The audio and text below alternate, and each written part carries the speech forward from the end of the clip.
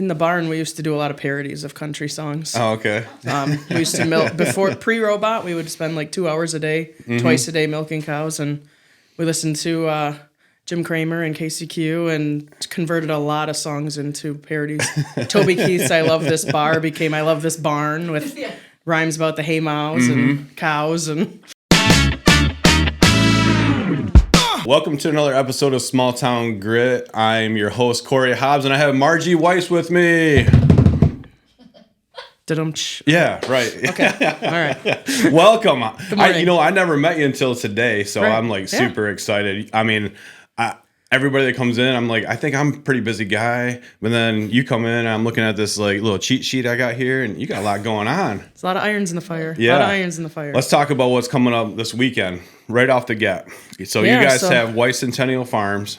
Yeah. And you have a corn maze coming up starting this will be our weekend. 14th season of the Frankenmuth Corn Maze, starting up this weekend, September 27th, opening night. Okay, that's exciting. Oh yeah. What else is going on the other side other than the corn maze? We can do a hayride. We've got games in the courtyard. You know, we got different events, different weekends, some crafting stuff. I got to get the Facebook page updated, but then we'll have it all kind of laid out a little better. Yeah, so. no, that's exciting. 14 years. So how'd you guys want to just start this idea of doing a corn maze? The corn maze tied in the same year that we started our robotic milker. Okay. So we put in our Lely robot in 2011, and that was the first year of the corn maze. The idea was to add extra farm revenue through agritourism to help pay for the robot. The robot has definitely paid for itself. There was enough gains there, but the corn mazes kind of slowly took off, and we have enough fun doing it that, you know, it's fun to see people and provide an outdoor experience. And especially a couple of years ago when everybody was tied up inside, it was cool in the fall to have something that people could do and get out and, you know, fun. We get repeat customers every year and every now and then, you know, new faces too. And yeah, it's just cool to share our farm experience and everything with them. So how many acres is your corn maze this year? The maze is 5 acres. It's the same square as always, but the pattern changes every year. We've got 2.5 miles of trails in there. It's in 3 actually separate mazes inside. So there's, you know, a treasure hunt challenge. There's a Who Kidnapped the Farmer mystery challenge. And then we've also got this year's focus is on Michigan apple production. So we got a little mini maze with lots of apple facts. So do you do it old school, like you plant all the corn and then go there and trying to like, and then cut your corn, or no, are you high tech? We actually started with a company out of Pennsylvania. We've now using a company out of Idaho called Maze Play. We send them ideas. So this year we wanted to focus on Michigan grown, Michigan great. It's if you see the maze design, it's the state of Michigan made up of all of the different produce and ag stuff that comes from Michigan. So we sent them that idea, and then they send back, you know, generating it into a maze. We kind of settle down. Yep, we like this pattern. Let's do it. And then they come in June with their planter, and they plant it, and it has GPS and row shutoffs. And as soon as the corn starts sprouting, it's in that pattern. Oh, okay. So it's right away ready to roll. Usually by 4th of July, you know, the saying knee high by 4th of July. Yeah. By the 4th of July, you can walk through and kind of, you know, I can go through and start to see, you know, and then we lay out where the game stations are going to be at. I'm not talented enough to go through with a lawnmower. I'd hate to go in one of my mazes if I do a little lawn maze out front, and it's more of a brain teaser than a maze. So this year's lawn maze is you can't make left-hand turns. So it doesn't look challenging when you see the map, but when you start to apply that rule, you can only go straight or turn right at the intersections. Yeah. All of a sudden, it gets a little bit more challenging. Okay. So all right. that was basically, like I say, as a kind of a grid with a few blocks left in it. And that was me and the lawnmower had a big argument about getting that laid out. I'm not going in corn that's taller than I am and going to try and do that. So at the corn maze around the farm, is there any interaction with what you guys are doing with production, or like a petting area for the kids? When weather permits and time permits and our help permits, our hayride will go over to the dairy farm. You can see the robot milking. Usually we don't get off the wagon over there just for, you know, keeping people kind of organized. But we'll go down and look at the robot. We can talk about the calves, talk about how we farm, stuff like that. And then at the corn maze, we do have a petting, kind of farm animal petting zoo. So we've got goats. We're going to have some geese and ducks this year. We're going to have some little baby pigs. They're always fun. Everybody loves that. And then I do take a couple calves over so we can, snuggle with some cute baby calves. So nice. Great. So that happens from September 27th to October 27th. Correct. Right? Yep. And then what's the admission? You said there's a little admission again? Yep. So $10 pretty much gets you, it'll get you into everything. We have a few snacks on site, but not really much else to buy. So once you're there, it's kind of fun because as mom and dad, you can go, you turn the kids loose and they can do any of the activities without constantly shelling out more money, Yeah. So it's kind of nice. You pay the admission, you're in, you can spend the whole afternoon. But yeah, we're open Friday, Saturday, Sunday. It's $10. After 6 o'clock is our flashlight maze. So Friday and Saturday nights, we're open until 10. Our last tickets sell at 9. But from 6 to 9, when you enter, bring a flashlight and you can go through the maze in the dark. It's not haunted. Yeah, family friendly. We're not super big Halloween people. Thank you to our sponsors, IRD Homes, Mid-Michigan's top contractor, bringing new builds and renovations to life. Timber Oaks. Timber Oaks offers customized lawn and landscape solutions and is a premier Mid-Michigan lawn care company. Link Excavation, your Mid-Michigan excavating experts serving Bay, Tuscola, Saginaw, Huron, and Genesee counties. And we get a lot of feedback, too, where people like that, The only people that are going to haunt is your own family that, hides around the corner and jumps out when you're not expecting it. But So does anybody ever get lost in the maze? Is there like a emergency number? Yeah, we Margie, actually, I'm lost. working. I didn't get the sign printed, but usually on Thursdays we go through the maze and look for the people that are left from last weekend. Dad always, if Dad's over there, he'll say, hey, if you think you're really going to get lost, could you leave the keys to your car out front so we can park it up by the highway? No. Yeah, at the end of the night, there's 3 cars in the parking lot, and you're like, So at the end of the night, it's always kind of fun because we're kind of looking out in the parking lot like, okay, it's 10 o'clock. We thought everybody should be out. There's still one car out there. Where are these poor people? You can go up on so we have elevated bridges at the entrance, and then there's 2 bridges within the maze as well. We'll go up on that front bridge and, start playing Marco Polo like, hey, guys, where are you? Yeah. No bad publicity on having to come out with search and rescue teams. So Yeah. Well, bad publicity is good at some point, right? You'd be on the front page of the paper. I'd rather have the good publicity. Yeah. I was hammering kind of hard to get the Dan Campbell maze, and I see there's one down in southern Michigan. I'm kind of bummed they beat me to the jump, but I told Mom if they win the Super Bowl, we're doing the Lions theme all the way, Yeah, we usually have our design in by January, but if they're looking like they're going to make a playoff push, we're going to have to drag our heels a little bit. You a big Lions fan? Oh, yeah. Yeah? Oh, yeah. You think they got a chance this year? I do. Yeah? Yeah, the first 3 weeks of the season, the offense isn't going, and our defense has been awesome. Oh, man, you are We're in going. it. You are like... Yeah, I'm like watching every podcast. Yeah. I've been all in for, my whole life I've been a big Lions fan, much to my dad's chagrin. Yeah. He always told us to pick a different team, and now it's just like, oh, yeah, all of us Lions fans are getting rewarded now. So it's been so much fun. Do you live on the Centennial farm there? I do, yep. Yeah? Yeah, we have, so the I guess traditional or the main farmhouse. Mom and Dad and I live at the farm yet.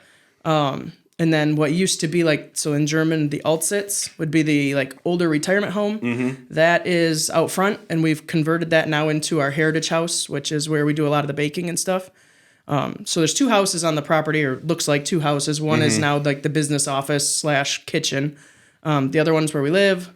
And, but yeah, I live at home full time, and that keeps me close when there's animal emergencies and other things that need immediate attention. At least I'm right there.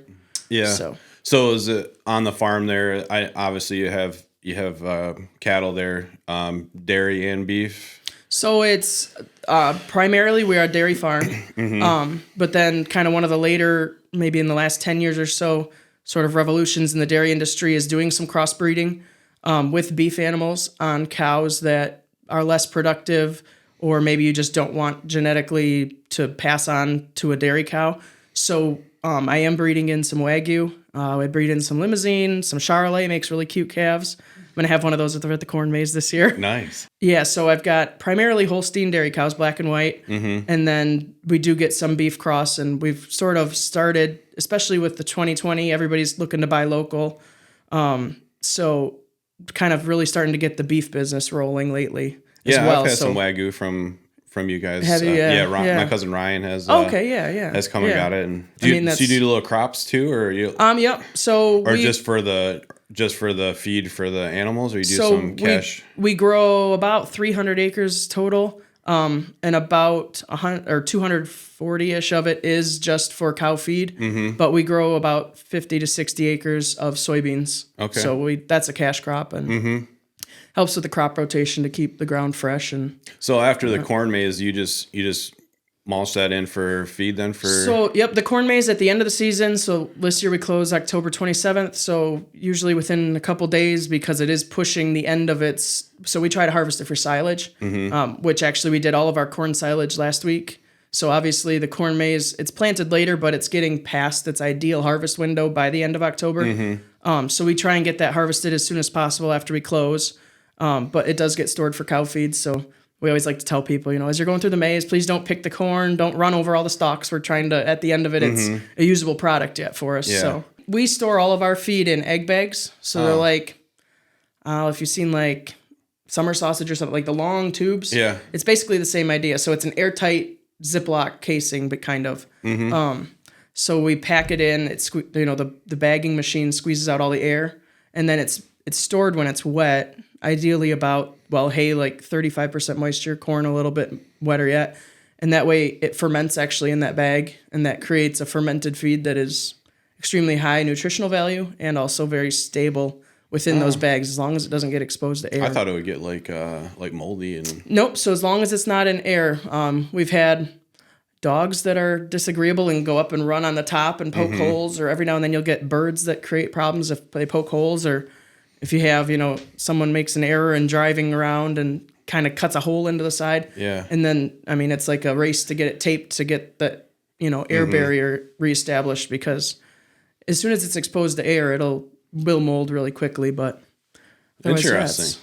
Yeah. I was wondering how that worked. I was like, you just seems like you're just trapping mold into. Yeah, no. Mold needs oxygen for those bugs to go. So when it ferments, it converts that oxygen because, a little bit of plant biology, but like even after it's out of the sunlight, plant cells respirate yet. So they'll take that oxygen and turn it into CO2 yet. And then the mold doesn't grow in that environment. So Interesting. Yeah. No, so you guys also do school tours or? Yeah. So we're kind of building up more and more programs. Mom does a lot of the school stuff. She's a teacher by nature and loves working with the kids and sharing our farm story and sharing about Michigan agriculture. So she's developed programs this fall. Obviously, a lot of them tie in with the corn maze. We got like cornbread. She's doing cornbread classes at the baking house. So you make cornbread, learn about Michigan corn agriculture, learn about where all the different ingredients come from. Towards the winter, she'll do like gingerbread houses. I know they're doing some other baking classes at the Heritage House. Between her and my sister and a friend. In the spring, she's got, different fruit crisp classes and stuff that work. I've got kind of a mini orchard out back with a few peach trees and apple trees and our pear trees and grapevines and stuff. So they kind of tie all that in with some classes. And yeah, she's got programs for teachers pretty much, throughout the school year available. And we host probably close to 2,500 students, maybe even 3,000 in a year. So, we do keep pretty busy, and it's always fun when I park my bus here and go home and there's a bus in the driveway and can go over and say hey to the driver and commiserate a little bit. And is there like some senior citizen tours or? We just did this last week, we just hosted a group of older ladies who came out. They made pretzels and whatnot, and kind of, any groups that are interested, you can reach out. She works with SVRC out of Saginaw a lot. Every month they have their groups come out and do different programs. And so that's always, a nice outing for them. And she really loves working with, people of all ages, and she can really cater to any age group or, different interests and whatnot too. So I think one of the first times I really kind of heard your name is with the pretzels. Yeah. I didn't know you guys do pretzels. You guys. So the pretzels is kind of. How did that all kind of. So, I think if you're in Frankenmuth, all of the old German families all had their pretzel making, and there's just some of those. You make sauerkraut, you make pretzels, you make all those good old fashioned Germans things. My grandma, when I was real little, I remember doing pretzel parties and stuff. And after she passed away, we didn't have pretzels for a little while, and then all of a sudden I was like, "Hey, where'd that recipe go?" And it was kind of lost. And my mom and a friend kind of rejuvenated and figured out the recipe, and then we had a lot of family pretzel parties. So we'd, a couple times a winter get family and friends together. And then I had a friend at school or maybe college once who was like, hey, do you ever sell these? Like, man, you have good pretzels. You should sell these. And so I want to say it was probably like 2017 or so. And I was like, Mom, Dad, we had a mixer from my sister who had gone into kind of a baking thing, and we were kind of storing her mixer. And it was like, hey, we got this big mixer. Why don't we let me throw it out on Facebook once and see what it does. Well, I had like 110 dozen pretzels ordered that weekend. And, it was like, wow, this is crazy. And it's kind of taken off. And we try, through the winter months when we're not so busy on the farm now, we try over at the Heritage House, usually about once a month, we try and make, pretzel sales. So I'll post on Facebook, hey, we're making our 4-inch pretzels. Let me know how many dozen you'd like, when you'd like to pick up. And yeah, we can easily get orders for 150 to 200 dozen within usually 3 or 4 hours. That's crazy. I had last year, I don't remember what month it was. I posted, I was like, oh shoot, I forgot to post the pretzels. And I posted them. Then I went on my bus trip and I was not by Facebook for like 5 hours. And I logged back in and I'm like, oh my. And that was I got a little bit of an earful about not monitoring about, hey, we need to make cutoffs. And, hey, we're going to do 60 dozen. And when I had like 94 dozen ordered, that's going to be a busy Saturday. And then, it just snowballs. But we love making them. And we've got a really good group of people that come over and help us out. And we have fun doing it. We put on the polka music and sing along. And, they're German pretzels. Yeah, no, we had them at my cousin Haley's wedding. Yeah, okay. And then I was like, then we do open houses for our clients, and we did one for Johnson's, and we had some pretzels, and we're having them Thursday, right? We have another open house on Thursday. So have you made them yet, or you make them the day before? No, they're always made. No, they're made the day of. We try and make them as close to pick up. I mean, it's like any fresh bread. They're the best when so we do pretzel parties as well, where you can, call Mom again or let me know. We can do reservations, and you can sit there, you can roll them, we'll help you make the dough. And then you sit and roll them and bring your beverages. And, if you want to make some pretzel buns and bring ham and cheese or something. But, and then, you kind of get that space in the house for a couple hours. So we've had a lot of birthday parties, bridal showers, baby showers, stuff like that.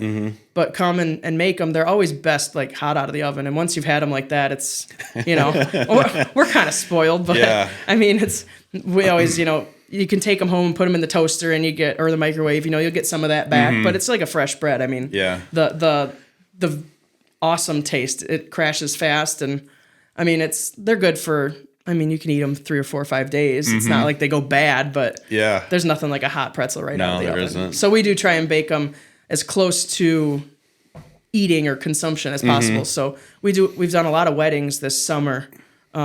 And we'll bake, we'll go in at 2 p.m. A lot of people want to serve them as like their late night snack.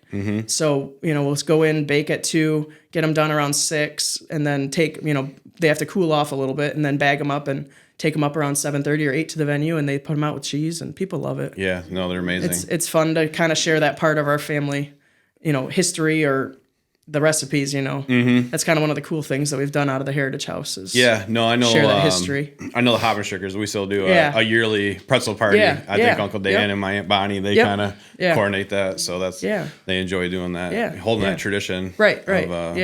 Of pretzels.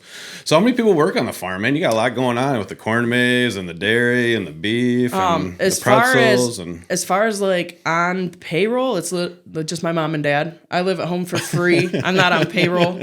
I get, a steer sent I get cash from stuff like that sometimes, but living at home has its values. I mean, I get my meals cooked for me and have a roof over my head. So other than that, we've got just a tremendous group of family and friends, and they come and help, and we'll trade for beef, or, whatever, pretzels as we're working through stuff and whatnot. But payroll is nobody really. I mean, it's just like I say, a tremendous group of family and friends and we, try and make it a fun atmosphere, so. It's kind of a little bit old school, you don't really hear that anymore. And it's like, hey, we're making pretzels. Who wants to come? Exactly. Take a couple dozen home with you. Exactly. Yeah. So. Yeah. And it's people just, it's fun to come hang out. We try to be fun to be around, and not too much of a taskmaster in the moment, and try and have it fun. So, you got any bulls on the farm? We don't. Not anymore. So when I went after high school, I went down to MSU. I did the dairy tech program down there, certificate program, and learned artificial breeding. And so in 2010 or 11, our last bull left, and now they're all just in a frozen tank. So jeez. There's no bulls I've around. always wanted a bull ride. Just the little baby calves. Maybe I should even do like the mechanical bull first There you before go. I like. There you go. But they got the horn, so like that's like the challenge of like. Yeah, I don't know. See, I'm trying to get away. The horns thing is actually like a genetic. You can breed that out as well. So I'm trying to get away from horns. I'm trying to get away from. Oh. I'm working on the ideal dairy cow. So Yeah, you might be a little too young. Do you remember the movie 8 Seconds? yeah. See, Yeah. that's me. I want to ride the bull. Yeah. Yeah, 8 seconds. I couldn't do it. Make sure you have the spa day the next day lined up. I'm sore just waking up. So. Same. So if that's not enough, you also drive school bus for Vassar Public Schools? Yeah. I've Oh my gosh. been here. This is my, I think, 9th school year being part of the driving team over here. And it's great. It really It's is. great. The stories are great, or the atmosphere is great, or the smell is great. I mean, all of the above, right? There's nothing like bringing home the football team. I mean, it's great after a win. It's great after a loss, but the smell's always the same, right? No, it's all good. Maybe that the farm atmosphere has prepped you for high school it's smell. Different. It's different. It's different. It's different. No, I do like driving bus. It's great to be kind of like the community involvement side of it, of seeing the youth, and you feel like you can influence them or hope you can influence them and provide a role model or chit chat with them and kind of be a listening ear when it's there and stuff like that. I started this school year. I've got a handful of new families, and so there's always this introductory period. The first couple weeks of school, you're getting used to each other, and I got like a first or second grader, and he came on, and we're talking or whatever, and he goes, "Well, I think you know my grandma. I'm pretty sure you probably went to school with my grandma." So I've been driving bus since I was 23, and now I decided I must have like officially aged because that's the first time I've been grandmified. I don't even know. I mean, I've always felt like the young kid driving school bus, but I guess I'm an old soul now. I don't know. I'm sure somebody has thrown up on the bus. Yeah. That's fun. Is that a yearly thing? Is that... I try and... So I have such a great group of kids on my bus this year, and for the last... I've driven the same route now for probably 5 years, I think. And we just have a really great rapport, and I have to say, like, one of my first days of school, I always say, like, look, if you're really not feeling good, please come up and sit by me. Mm-hmm. And, like, if you're feeling like you're going to be sick, let me know, and I will stop the bus. Like, we'll take care of it. Yeah. I don't know if this is a wooden table, but it is. It's been 2 or 3 years since I had a sick kid on my bus. Oh, but you're doing good. We have the radios that kind of tie all the buses, the whole school together with the intercom radios. And I always feel for the drivers who are like, yeah, I have a kid who's sick and I got a mess to clean up, and it's just nobody wants that. It's I don't know. It just feels like there's perpetual flu season now from the first day of school till the end. It's not just in winter anymore. So it's like. Yeah, you gotta have your guard up the whole time. Yeah, I think that's one. I think I got like 3 good memories of riding the bus, and one was throwing up. I think I was like in 3rd grade, right in the front. It was like you said, come and sit in the front. Well, I did, and I just and then that's. What's another one? Oh, I tried chewing for the first time on a school bus. Oh, nice. I got that was a bad idea. I got motion sickness, and I never chewed after that day. So, and I had really bad stomach cramps one day, and I farted on the bus, and it stunk so bad. Everybody, we had to open up all the windows. So the front of the bus, they always love that when there's a kid that's got a gassy morning or something. Right. It just like, works did way you back. eat like cabbage for breakfast? Come on, buddy. No, I love it. It keeps you young because like all those like middle school jokes, like you never age out of it. Like I roll my eyes now, but it's like I remember laughing with that, and whatever. And we try and have a good time, and that's funny. Why not? So what's any expansions on the farm, or are you guys do like a little family meeting and be like, this year we're gonna. I mean, we don't really have set down meetings, but like every breakfast is a meeting because we sit there at the table and whatever. But one of the things that I'd really like to push for or get into is some on-farm processing. So there is Thistledew Dairy they have a creamery and they're making butter. Kraft Farms is doing ice cream. And I've heard a couple different people that are looking into doing cheeses. So what's left is the bottling just fluid milk. And it's in Michigan kind of challenging. There's extra rules. That's grade A dairy versus the other products being a grade B. So the licensing, the facilities, all of that is much more difficult. But that's something that I'd really like to pursue. I'm talking with people who have the equipment right now. But like I say, to get that ball rolling is just, it's a pretty big mountain. And I'm, trying to figure out, I had a great professor at college who said, anybody can eat an elephant. You do it one bite at a time. And it's like, I'm trying to figure out where the bites, do you start at the feet? Do you start on the trunk? Like, where do you start chewing on this thing? Ideally, if everything would go well, June is dairy month, and I'd love to be open next summer. We don't really have expansion, like adding more cows. Our land base is kind of maximized as far as what number of animals we can support. With the robotic milker, you kind of have to add those in chunks, so you can have 60 cows with one, or almost you have to go to 120 with two. And so as far as adding cows, that's not really something we wanted to do. Land is super expensive in our area, so I'm not sure that we're going to really pursue that as a way to grow. So for our farm, I think to push more into the agritourism, and like I say, value added by bottling milk and kind of getting into some of those, value added products. It's kind of what I would like to do for my generation of the farm. I'm sixth generation, and you hate to see something like that. Kind of, you never want to be the last link in the chain. So, my brother and sister have both moved off farm, and so it's kind of always been my dream to be the sixth generation and do that. So that's kind of what I'd like my part of the farm's legacy to be, is to add that processing. So. Yeah. Did you always know when you were young? I think so. I think there's artwork that hangs around our house, and I think my kindergarten drawing said something like, I want to milk cows and whatever. So yeah, it's definitely, I'm the oldest, and I like growing up out in the barn with Dad was like greatest memories ever. So that's the plan. Well, exciting. I'm definitely going to come visit the farm this fall. Yeah. So, and then we're going to bring our little grandson Linkson. Oh, yeah. So. Yeah, for sure. And so I appreciate everything you do, giving back to the community, both on a bus and even agricultural seems like that's kind of got a little bit more momentum again, the buy local fee, sort of that whole thing. So yeah, I've done really trying to embrace that with selling the beef out of our freezer. We do by the pound or quarters and halves, and we've met a lot of new people that way. And yeah, like I say, adding dairy, milk products to my little storefront or whatever I create.